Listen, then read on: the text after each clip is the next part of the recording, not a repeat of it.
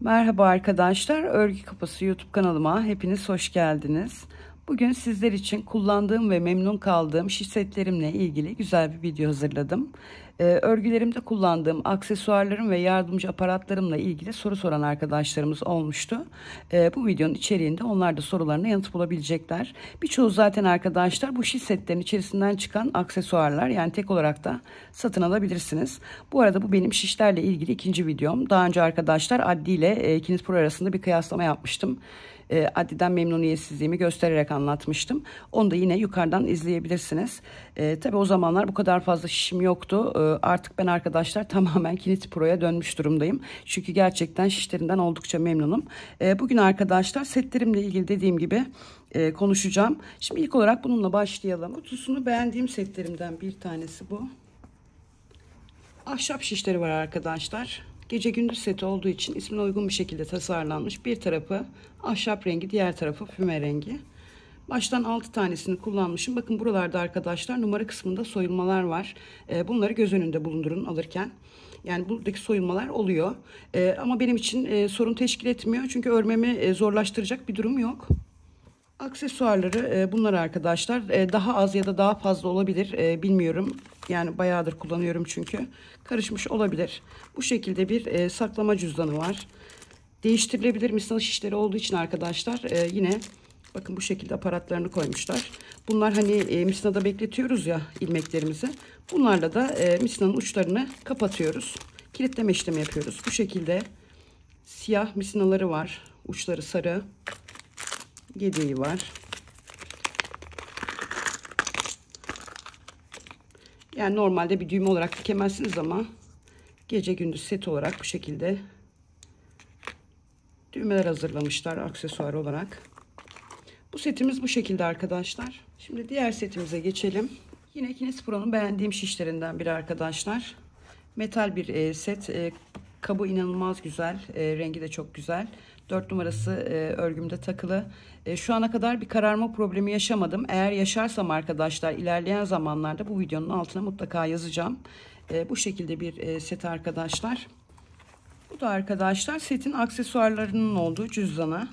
Dediğim gibi aksesuarlar eksik ya da fazla olabilir. Setin resmini çekin, ekran fotosu alın. Google Lens ile arayıp internetten bakın arkadaşlar aksesuarları tam olarak neler. Burası eksik olabilir, dediğim gibi fazla olabilir. Bunu soruyordu galiba arkadaşımızın biri. Bu setin arkadaşlar misinası bu yeşil. Ucu gümüş rengi. Burada da kapatıcıları var. İlmekleriniz sökülmesin diye bekletme aparatına koyuyorsunuz. Bununla sıkılıyorsunuz ve ilmekleriniz çıkmıyor. Bu ikisini sormuştuk galiba. Bu şekilde. Tek olarak da alabiliyorsunuz arkadaşlar. Burada da işaretleyicileri çeşitli ebatlarda. Bu da bu şekilde. Şimdi diğerine geçelim. Yine Kinis Pro'nun inanılmaz memnun kaldığım şiş setlerinden biri. Ahşap arkadaşlar, değiştirilebilir bir seti bu. Bu normal boy, yani normal misinalı şiş boyu. Bir de bunun arkadaşlar yarısı kadar olanı var. Onu da göstereceğim birazdan. O da arkadaşlar boyun işte ördüğünüz zaman falan daha küçük olduğu için örmeniz daha kolay oluyor. O seti de göstereceğim birazdan. Bunun aksesuarları yok galiba arkadaşlar şu an cepte. Bir bu var. Kablosu bu. Dediğim gibi resmini çekip bakabilirsiniz internetten aksesuarlarına. Kahve tonda bir misinası var. Şişlerle uyumlu. Kalemi var burada. Yani inanılmaz güzel bir set arkadaşlar. Tavsiye eder miyim? Kesinlikle ederim. Yalnız arkadaşlar bakın burada bunun da numaralarında soyulma oluyor. Yani şu an yok da benim kullandığım galiba numarada, burada numara kısmında soyulma oldu. Onu bilin. Şimdi diğerine geçelim. Yine Kinis Pro'nun az önce gösterdiğim şiş setinin kısa olanı arkadaşlar. Kutuların güzelliğine bakar mısınız? Yani çok şık. Yine bir numaramız eksik burada. Ben aynı anda birçok örgü ördüğüm için arkadaşlar tüm setlerimden de kullanıyorum yani numaralarını. Şu büyük numaralar çok kullanılmıyor. Yani hiç kullanmadım diyebilirim. Ama şuradaki 4 tane 5 tane numara en çok kullandığımız numaralar. Burada yine kalemi var. Arkadaşlar bunun da aksesuarına yine resmini çekip bakabilirsiniz. Evet arkadaşlar, bu da yine Kinis Pro'nun denim seti. İnanılmaz güzel kot bir kumaşı var. Çok rahat şişleri var ama aksesuarları içinde yok arkadaşlar. Dediğim gibi bunlara bakabilirsiniz. Rengi koyu bir yeşil. Yani ekrana ne şekilde yansıyor bilmiyorum. Yeşil renkte ahşap. Çok güzel, çok kullanışlı şişler arkadaşlar. Tavsiye ediyor muyum? Evet, kesinlikle ediyorum. Bunu bir yere giderken falan da çantanıza koyabilirsiniz. Küçük bir kutusu var. Bu da bu şekilde arkadaşlar. Yine Kinet Pro markasının bir seti arkadaşlar. Bu kılıfı çok güzel. Bu üzerinde görmüş olduğunuz renklerde de şişleri var, ahşap. Fakat tam bir hayal kırıklığı oldu benim için. Çünkü arkadaşlar bu en baştaki şiş ilk kullanımda. Diğerlerini daha henüz kullanmadım.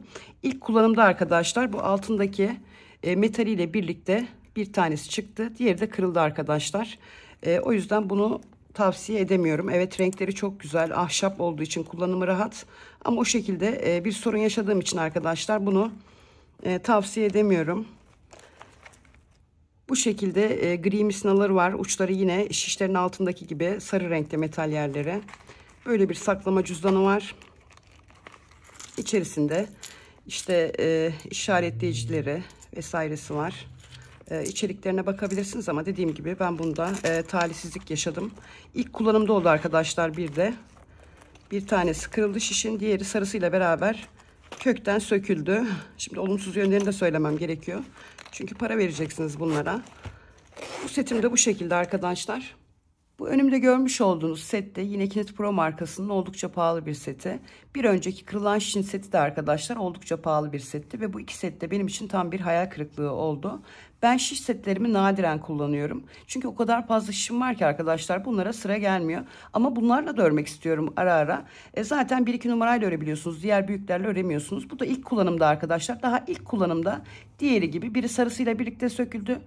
Diğer şiş ortadan ikiye kırıldı. Farklı bir rengi var. Koyu mor mu desem, yani çok değişik, patlıcan moru gibi bir şey ama oldukça koyu. Ahşap şişler. Bir de arkadaşler bir önceki şişte, bu şişte yuvarlak değil. Kübik şişler bunlar, beşgen. Yani yuvarlak formda şişlerle örmeye alışmış arkadaşlarımız bunda biraz zorlanabilirler. Ama alıştıktan sonra inanın çok rahat şişler ama önermiyorum arkadaşlar kırıldığı için. Evet, kullanımı güzel, kolay, akıcı ama kırıldı yani. O yüzden önermiyorum. Bunun da arkadaşlar aksesuarlarını nereye koydum bilmiyorum. Şişleri kullanamıyorum. Aksesuarlarını bari kullanayım yani. Şimdi diğer şişimize geçelim. Evet arkadaşlar, bu da yine Kinet Pro markasının farklı bir seti. Ahşap şişler. Bunun ya buradaki ya da buradaki numarasını bir kez kullandım. Bu altındaki metal kısımda yani bir kararma, bir solma vesaire bir şey olmadı ama dediğim gibi bir kez kullandım. Bunu gözlemleyeceğim arkadaşlar kullandıkça. Herhangi bir sorun yaşarsam mutlaka bu videonun altına böyle bir sorun yaşadım diye yazacağım. Kullanımı kolay, ahşap bir şiş ama senfomi gibi değil arkadaşlar. O benim için ayrı bir şiş. Bunun da aksesuarlarını göstereyim. Bu şekilde bordo misinaları var. Uçları da bu şekilde arkadaşlar. Şişlerin altındaki gibi bakır rengi, yani şişlerle uyumlu misinaları var. Bir şunu anlamadım arkadaşlar. Bu nedir ya? Kullanmasını da bilmiyorum. Çünkü ne olduğunu bilmiyorum. Bunu bileniniz varsa bana yazar mı? Burada böyle duruyor. Ne olduğunu bilmiyorum onun. Bu şiş setim de bu şekilde. Şimdi diğerine geçelim.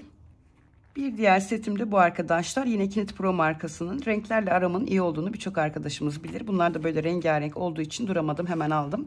Fakat tereddütüm oldu arkadaşlar ilk başta. Dedim yani hani malzemesinden dolayı acaba ilmekler akar mı? İşte zorlanır mıyım vesaire diye. Beni şaşırttı arkadaşlar. İki tanesini kullanıyorum şu an, iki rengini, ve inanılmaz derecede memnunum. Bu şekilde renkli şişleri. Kablolar karışmış olabilir arkadaşlar, dediğim gibi diğer setlerinkiyle. Rengarenk bu şekilde kabloları var. Memnun muyum? Evet, memnunum arkadaşlar. Şimdi diğer setimize geçelim. Evet arkadaşlar, bu şiş setimde yine Kinet Pro'nun namı değer senfomisi, inanılmaz derecede güzel. Kesinlikle tavsiye ediyorum arkadaşlar. Gözünüz kapalı alabilirsiniz. Kullanımı rahat, uzun ömürlü olduğunu düşünüyorum. Bayılıyorum bu şişlere. Bu seti arkadaşlar. Zaten normalde set olmayan şişlerim de benim neredeyse tamamı bu diyebilirim. Zinkler vardı arkadaşlar. Kinet Pro'nun renkli zink şişleri vardı biliyorsunuz. Onlardan da birçok var. Bir önceki videomda yukarı ekleyeceğim. O videomu mutlaka izleyin. Zink serisini buraya koymadım. Onlar set halinde değil zaten, tekli olarak. Onları da oradan izleyebilirsiniz. Orada olduğu için tekrar çekme gereği duymadım. Bunlar da bu şekilde arkadaşlar. Bir diğer setim de arkadaşlar yine Kins Pro markasının iki ucu açık karbon rengi çorap şişleri. Hem kordon bağcık yapımında kullanabiliyorum hem de arkadaşlar çorap patik gibi örgülerde sıkça kullandığım bir setim. Şimdi diğer setime geçelim. Arkadaşlar yine Kins Pro markasının renkli metal şişleri, rengarenk. Renklerini sevdiğim için aldım. Kullanıyor muyum? Genelde dikişsiz örgü ördüğüm için arkadaşlar bunları bir kere bile kullandığımı hatırlamıyorum. Ama dikişli örgülen arkadaşlarıma tavsiye eder miyim? Evet, ederim. Oldukça kaliteli ve kullanışlı şişler. Bir diğer şişime geçelim. Bir diğer setim de bu arkadaşlar. Bunun daha uzunu var Türkiye'de. Ben bunu orta boyda aldım. Yurt dışından getirtmek zorunda kaldım. Biraz pahalıya geldi ama kullandığım bir şiş seti arkadaşlar. Genelde model çalışmaları yaparken, sizlere kanalda model anlatımı yaparken bu şişleri kullanıyorum. Senfomi'nin arkadaşlar şişleri bunlar. Bakın şunun güzelliğine, topuzunun, şişin güzelliğine. Yani bayılıyorum arkadaşlar bu şişlere. Evet, bunu tavsiye ederim kesinlikle. Bu setimde bu şekilde orta boyda bir şiş arkadaşlar. Ne kısa ne de uzun. Bu şekilde. Şimdi diğer şişlerime geçelim. Bu arkadaşlar yine Kins Pro Senfomi'nin kısa uçlu iki ucu açık şişleri. Çok yönlü kullanıyorum. Burgu yaparken, ilmek bekletirken, çorap örerken çok memnun kaldığım şişleri. Bir de arkadaşlar Kins Pro markasının bu şekilde bir iğneliği var. Onu da almıştım. Onu da paylaşayım sizlerle. Bu şekilde bir saklama cüzdanı var. Bu da arkadaşlar iğnelerimi koydum. Bir iğneliği. Dünyanın parası ama. Yani gerek var mı? Bence yok. Ama göstermek istedim. Şimdi arkadaşlar artık setlerim bitti. Normal şişlerimi de hızlı bir şekilde geçeyim. Daha sonra videomuzu sonlandıralım. Bunlar da arkadaşlar günlük kullandığım şişlerim. Bu şekilde kutulara koydum. Üzerlerine etiket yaptırdım. Hangi numara, hangi kutuda görüp rahatlıkla alıp kullanabiliyorum. Zinc var. Yine Senfomi var. Bunlar sabit misinalı arkadaşlar. Şişler. Şimdi bu şekilde hızlıca geçeyim. Burada atıyorum 3,5 numara var. Bunları daha önceki videomda göstermiştim arkadaşlar. Yukarıdan izleyebilirsiniz. 3,5 numara sabit şişlerim. Bu şekilde arkadaşlar birçok numaramı kutuladım.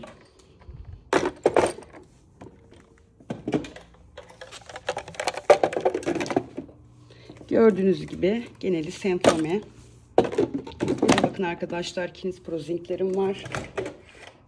Senfomi karışık. Burada da aynı şekilde.